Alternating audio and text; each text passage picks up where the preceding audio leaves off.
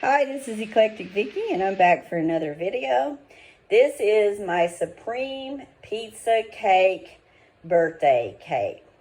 And this is for my 37-year-old son. Today is his birthday. It's also Mother's Day. And let me give you the backstory of the birthday cake, what made me think about doing this. Well, first of all, my son loves pizza, and so that was very appealing to me when I found this. It was on my local Facebook page group. A girl was starting a bakery, and she was showing the things she made, and one of the things she made was a pizza cake. Well, I'd never heard or seen of a pizza cake before, so I was excited. I thought, oh, that's perfect for Adam. So I private messaged her, and she never answered back. Of course, I did fail to give her my telephone number, so that might be one reason why she didn't answer back. But, I asked her how much it was, could she make it, etc. So I thought, well, okay, she didn't answer back, so that's my clue that I need to, that's my clue from the big outer world, that I need to make it myself. So I thought about how I would make it, and I thought, well, I'll use fondant for the green peppers, olives, and the pepperoni. I'll zoom in here real close so you can see see those parts. And I thought, well, white chocolate will be the cheese, and I just use food color to make the red sauce. It's just frosting. And so I thought, well, okay, I'll find me a YouTube video, and I watched several of them. And let me just tell you something about YouTube videos. They make it look so easy, but this stuff is not that easy. But I did settle on one recipe, and she didn't give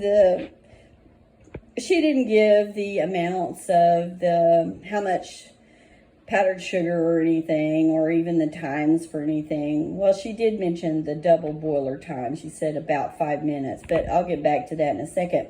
Well, I thought, well, it'll be real easy to do it in the microwave. Oh my gosh, what a horrible mess it was. I only put it on for 3 minutes, which I thought was a reasonable amount of time, but it came up over the top of the bowl, and it made an awful mess. It's all over the microwave thing. I actually haven't cleaned it off yet, the glass revolving tray thing. And I thought, oh my gosh, and luckily for me, I'd only used half the marshmallows, so I thought, well, I probably ruined this. Well, I got it out, and I did try to use the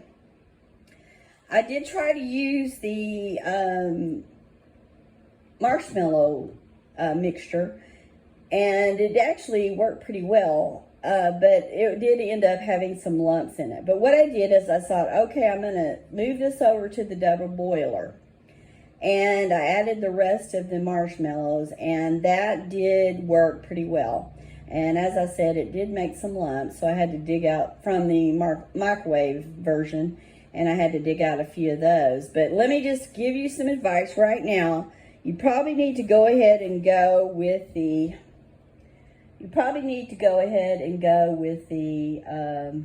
double boiler thing, because that seemed to work a lot better. All right, now let me tell you the cake part. Okay, I've made lots and lots of cakes in my life, and lots of birthday cakes. So I made a yellow cake because it's supposed to hold up a little bit better than a white cake. And I just used a box cake and a canned frosting. They're just as good as homemade's always a little bit better, but they're a really good cake. So if you don't want to go all out, it's very reasonable just to use box cake and, frosting in the can.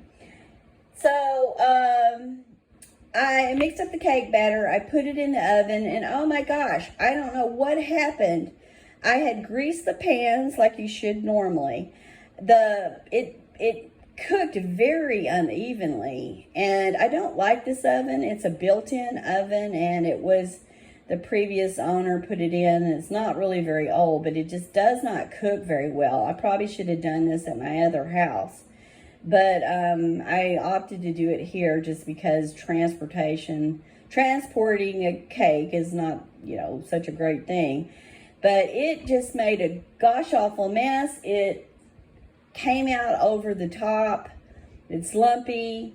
When I tried to get it out of the pan, it broke up. So actually under this cake is a horrible mess of a cake. It's about 3 pieces put together. It's just awful. So, so that's the cake story. Now, these little things, this fondant is really kind of tough to work with. You have to use a lot of oil, a lot of powdered sugar.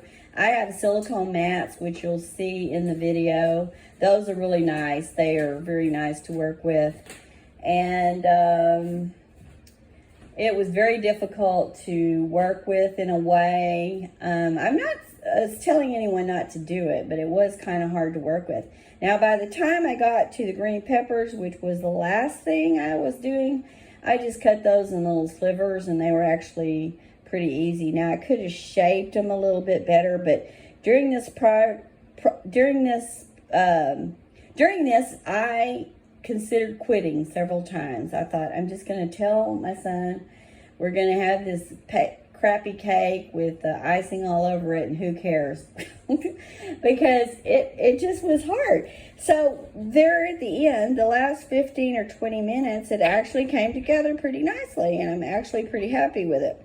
Now, I'm not going to show you the sides of it because it's pieced together and it's really not that great, but it was actually very fun. It was fun. He was tickled pink with it. He just really liked it.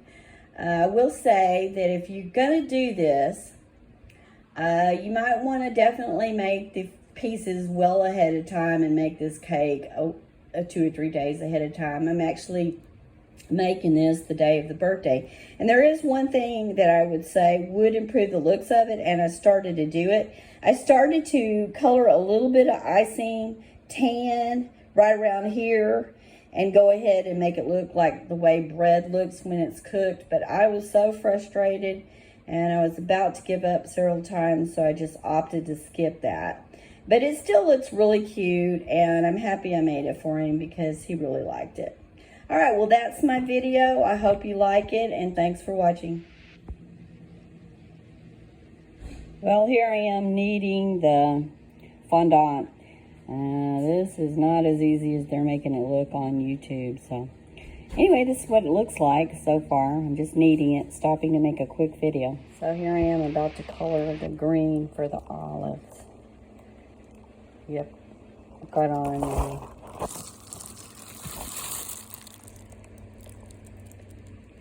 plastic bags.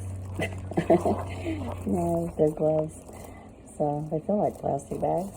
Okay, I'm going to start this process here and see how it goes. Well, here are my black olives. They actually look like bad Cheerios, but they have to do. To cut them out, I used a, this is a one half tablespoon of my measuring cups, you know, and then I just used a straw to cut the inside out. And they don't look too bad, I guess, but to work with this stuff, you have to have a lot of powdered sugar and oil, and so, you know, you get powdered sugar all over everything. So here's the pepperonis, and they're fatter than regular pepperonis, and they have brown sugar. They have I'm sorry, I was thinking about something. They have powdered sugar all over them. And I do want to say something about my previous video. I think I called the black olives, I think I called the olives something, not what they are. I should have said olives. I think I called them green peppers or something. Anyway, okay, that's all of this part. All right, well, here's the green peppers. I'm not going to be cutesy about these. I'm just going to, you know, I cut them into strips, and it's getting a little easier to work with, but it's not great. This stuff is hard.